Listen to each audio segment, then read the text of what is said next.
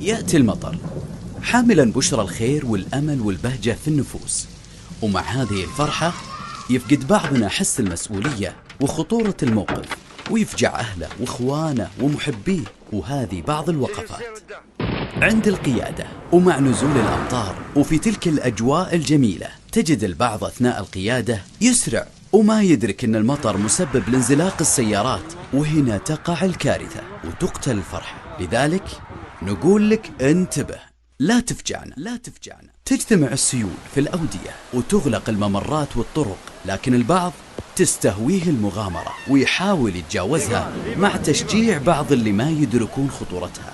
السيل مو لعبة، فلا تفجعنا، لا تفجعنا. انت سباح ماهر وتعشق السباحة والغوص وتحب الناس يشاهدون مهاراتك، بس نذكرك ان السباحة في السيول تختلف عن السباحة في غيرها.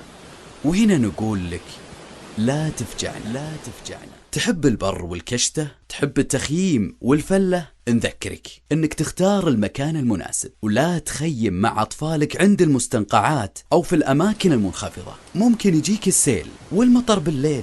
يا رب ما تفجعنا، يا رب ما تفجعنا. الخير نازل والكل مبسوط، والشباب تستهويهم الطلعات والنفوذ، مغامرات التطعيز والتجمهر والتفحيط. بالله عليك لا تفجعنا، لا تفجعنا. نسمع صوت الرعود ونشاهد لمعة الصواعق والبروق، ومع ذلك ينشغل بعضنا بالتصوير والتوثيق مع كثرة التحذير من استخدام الجوال.